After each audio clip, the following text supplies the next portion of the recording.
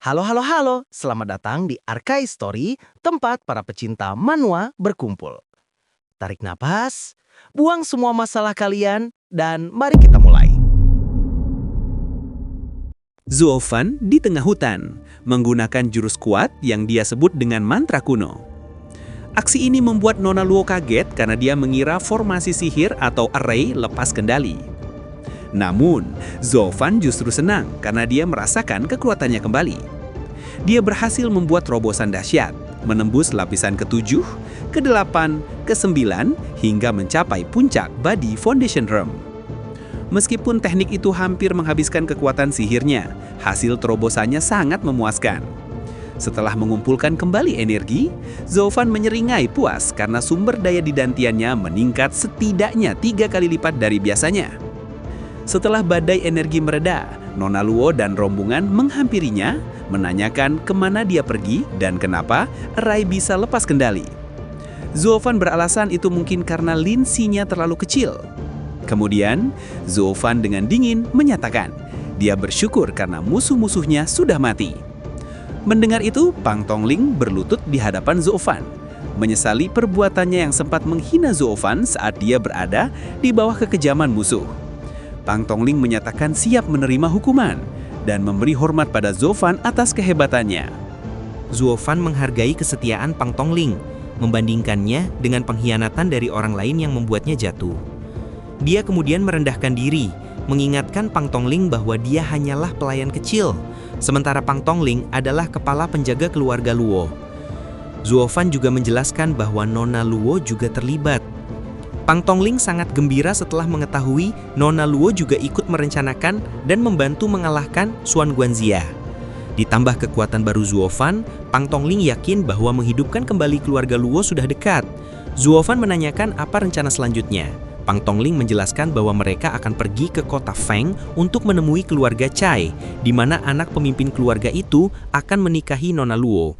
Zuofan setuju untuk pergi ke sana, berpikir bahwa ini mungkin cara agar keinginan dan sihir hati bocah dalam dirinya akan hilang dan dia bisa bebas. Sementara itu, di tempat yang gelap, seorang bawahan melaporkan kepada Xiao Zai atau Tuan Muda bahwa Sun Guanxia gagal dan rombongan itu sekarang menuju kota Feng.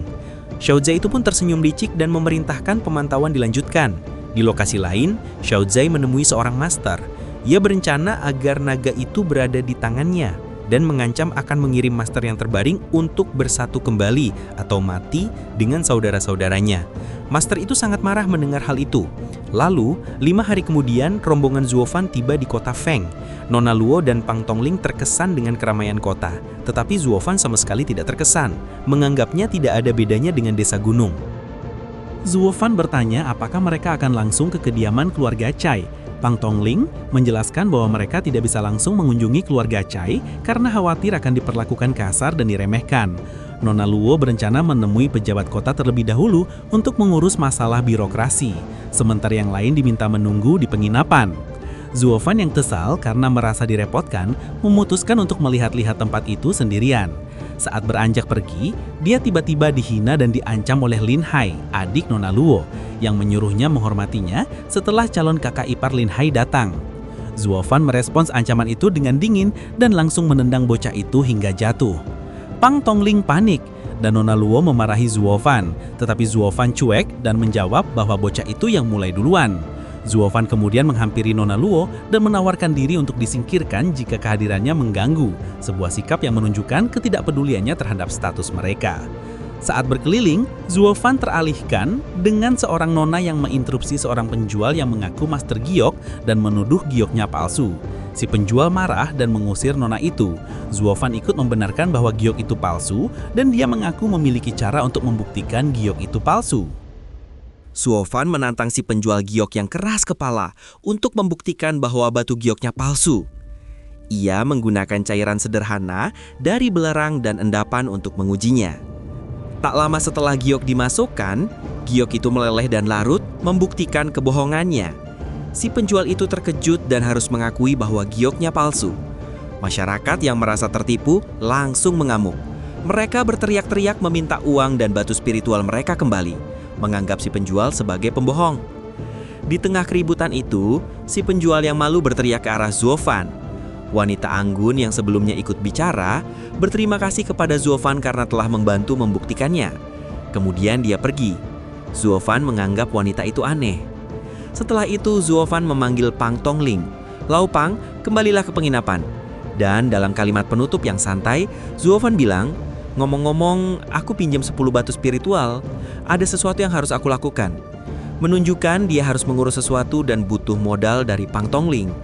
Zuofan setelah berhasil pinjam modal 10 batu spiritual, berjalan santai sendirian di sebuah lorong. Dia kemudian diadang oleh si penjual giok yang wajahnya sudah penuh amarah dan dendam.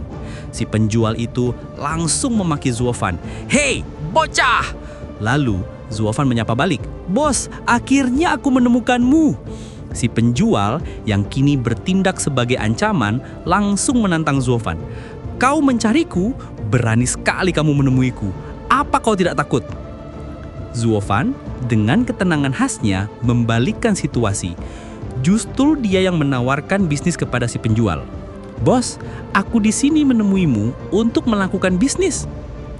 Zuofan menawarkan untuk membeli sisa giok palsu itu dan harganya 10 batu spiritual.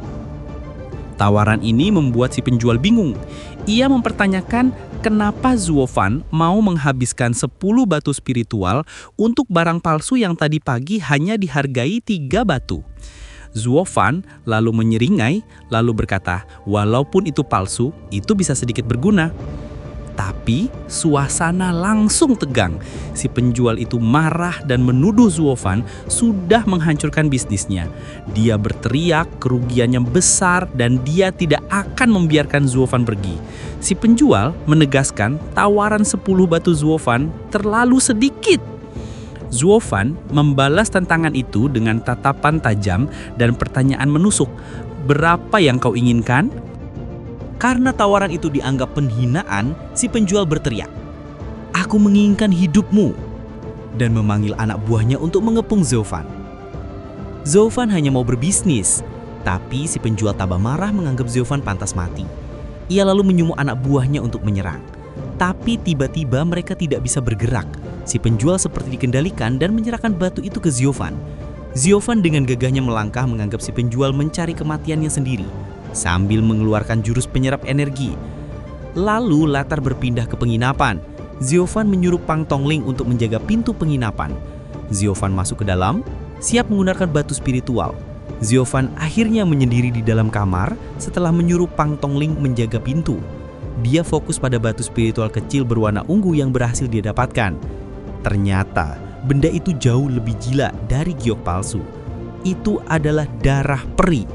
Zuofan menjelaskan bahwa darah peri adalah harta langka yang terbentuk selama 10.000 tahun, menyerap darah, aura, dan esensi alam. Bagi penyihir seperti Zuofan, darah peri ini adalah harta paling langka di dunia. Dia kemudian mengungkapkan kenapa dia butuh barang itu. Darah peri ini adalah kunci untuk menciptakan Bloody Baby. Zuofan membayangkan betapa ngerinya, makhluk yang ketika lahir, ia bisa membunuh orang. Malam pun tiba, Zuofan berusaha meleburkan darah peri yang prosesnya itu mengharuskan dia menyiramkan dengan darahnya sampai spiritnya menyatu. Proses ini sangat menguras tenaga. Zhou Yanfan kehilangan banyak darah sampai pandangannya mulai kabur. Dia dilema apakah akan menggunakan darah peri itu untuk jurus Bloody Baby atau berhenti, karena melanjutkan bisa membahayakan nyawanya. Tapi dia sadar, begitu mulai, dia harus lanjut, dan kalau dia menyerah, kesempatan itu hilang. Dia berpikir percuma darah peri itu kalau nyawanya sendiri hilang. Di tengah kondisinya yang kritis, dia mengingat kehidupannya dulu saat 7 kaisar yang menuntut dia menyerahkan buku 9 rahasia dan pengkhianatan muridnya dulu. Zuofan tambah marah karena merasa dikhianati oleh orang kepercayaannya dan tahu mereka semua ingin dia mati. Namun, dia menolak menyerah. Dia menegaskan identitasnya sebagai kaisar sihir dan kaisar iblis, mengabaikan segala hal yang disebut suci. Dengan mata menyala, dia siap menghadapi pertarungan, apapun yang harus hilang dari dirinya. Pokoknya, dia nggak akan mati sekarang. Setelah mempertaruhkan nyawa, Zuofan akhirnya berhasil, bro. Dengan wajah penuh tekad dan mata menyala merah, dia menerima semua rasa sakit itu. Aku harus mendapatkannya kembali sendiri, katanya dalam hati, sambil menerima semua kerusakan yang ditimbulkan proses tadi. Dia merasakan jantungnya berdetak kencang banget. Duk! Di sekitarnya, energi merah dan hitam melilit kuat. Tiba-tiba, dia tersenyum lebar. Ada sedikit darah di sudut bibirnya, tapi itu senyum penuh kemenangan. Akhirnya terbuat, dia membatin. Energi itu membentuk sesuatu yang dahsyat, namanya iblis surgawi Dahwa. Dan yang paling penting, di tengah pusaran energi itu muncul siluet kecil, siluet anak kecil yang matanya bersinar merah. Dan ini adalah kehidupan dari Blood Baby, kata Zuofan. Dia berhasil. Dengan kekuatan baru ini, Zuofan kini punya modal untuk menentukan langkah dan seni bela diri berikutnya. Saat dia melangkah keluar dari tempat pertapaannya, sudah ada Pang Tongling atau Lao Pang yang menunggu. Ternyata Pang Tongling sudah menjaga di depan pintu selama 10 hari penuh, memastikan tidak ada satupun yang mengganggu Zuofan. Zuofan terkejut dan tersentuh oleh kesetiaan ini. Ketika ditanya mengapa tidak penasaran dengan apa yang terjadi di dalam, Pang Tongling menjawab santai, menunjukkan kepercayaan penuh bahwa itu urusan Zuofan dan hal penting pasti akan dia sampaikan sendiri. Bagi Zuofan yang hidupnya penuh dengan pengkhianatan di kehidupan Kaisar Iblis sebelumnya, kepercayaan tanpa syarat dari Lao Pang ini adalah hal yang sangat berharga. Mereka pun bergegas pergi untuk menemui Nona dan Tuan Muda yang sudah menunggu. Zuofan dan Pang Tongling tiba di kediaman keluarga Chaifu yang megah. Di gerbang, penjaga menghadang mereka. Pang Tongling memperkenalkan diri sebagai penjaga keluarga Luo dan menyebut Zuofan sebagai pembantu rumah tangga, gelar yang membuat Zuofan, seorang kaisar iblis, geram dalam hati. Penjaga malah meremehkan mereka sebagai penipu. Zuofan menahan Pang Tongling yang marah, lalu menyimpulkan bahwa sikap bawahan mencerminkan sikap tuan mereka. Keluarga Chaifu tidak menghormati keluarga Luo. Mereka menemukan Tuan Muda Lin Hai sendirian di gubuk lusuh. Lin Hai menjelaskan bahwa kakaknya, Nona Luo, dipanggil untuk membatalkan pertunangan. Zuofan murka melihat perlakuan hina ini. Zuofan menarik Lin Hai menanyakan keberadaan Nona Luo. Dengan amarah membara, Zuofan bertekad membalas dendam terhadap keluarga Chaifu yang telah menghina dan memperlakukan keluarga Luo dengan kejam. Latar berpindah ke halaman indah, terlihat Nona Luo sedang menghadapi tunangannya, Chai Xiaoting. Xiaoting dengan kejam memutuskan pertunangan, mengatakan hanya ada Yu Fei di hatinya. Luo Yonsang memohon bantuan demi kenangan keluarga mereka, tapi ditolak mentah-mentah. Yu Fei menghina Luo Yonsang, menyebutnya wanita jalang, dan mengklaim Xiaoting miliknya. Xiaoting bahkan mengatakan wanita lain hanyalah kotoran di matanya. Luo Yangsang hancur dan putus asa. Saat itulah, Zuofan menerobos dengan kecepatan kilat, menampar kedua orang itu dengan memunculkan aura iblis yang menakutkan. Yu Fei berteriak terkejut, "Siapa kau?" Setelah menerima tamparan dari Zuofan, Xiaoting terlihat kesakitan.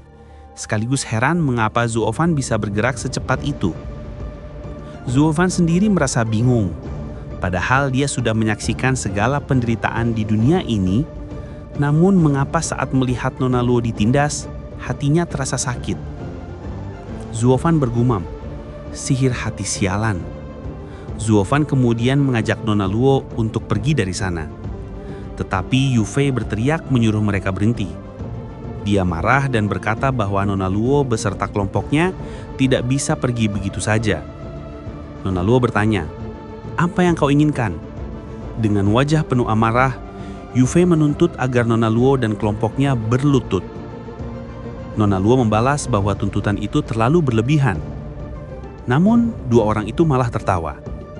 Melihat hal tersebut, Zuofan sangat marah dan langsung melesat ke arah mereka berdua, membanting mereka ke tanah.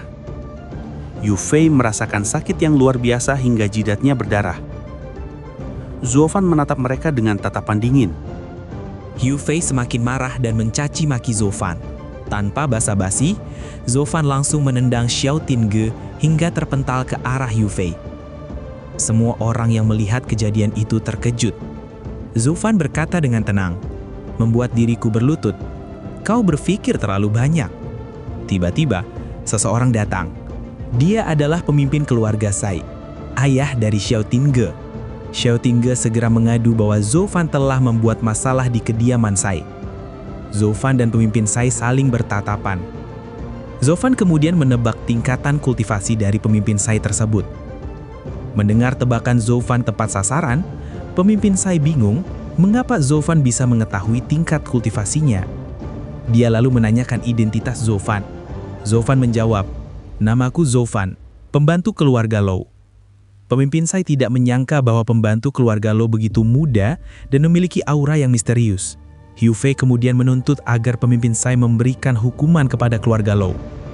Pemimpin Tsai berusaha menenangkan Hu Fei, kemudian dengan wajah marah menuntut agar keluarga Lou membayar masalah yang mereka buat. Zhuo Fan melangkah ke depan membela Nona Luo. "Jika ada masalah, katakan padaku." Pemimpin Tsai lalu memberikan dua pilihan kepada keluarga Luo, hidup atau mati. Sambil melepaskan aura kekuatannya, dia menunggu jawaban mereka. Mendengar ancaman itu, Pang Tongling sangat marah. Nona Luo memohon agar pemimpin Tsai mengampuni adiknya. Namun Zhuo Fan justru tersenyum dan langsung melancarkan serangan ke arah pemimpin Tsai. Pemimpin Tsai terkejut dan segera membalas serangan Zhuo Fan. Bunturan dari serangan keduanya menghasilkan ledakan besar. Pemimpin Tsai berkata, "Zhuo Fan, kau beruntung masih tetap hidup." Zhuo Fan tersenyum. "Aku tidak percaya pada keberuntungan." Pemimpin Tsai terkejut ketika mendapati tangannya sudah berdarah. Zhuo Fan menambahkan bahwa Xiao Tingge juga terkena dampak serangannya. Melihat anaknya terluka, pemimpin Tsai marah. "Apa yang telah kau perbuat?" Zhuo Fan menjawab dingin, "Aku bisa kapan saja mencabut nyawa Xiao Tingge." Melihat anaknya menderita, pemimpin Tsai akhirnya menyerah dan menghentikan pertarungan. Zhuo Fan tertawa, lalu meninggalkan kediaman Tsai. Yu Fei bertanya, "Apakah tidak apa-apa membiarkan mereka pergi begitu saja?" Pemimpin Tsai menjawab, "Jika Zhuo Fan tidak segera dihentikan, mungkin nanti dia akan mengincar keluargamu, Yu Fei." Mendengar hal itu, Yu Fei sangat marah.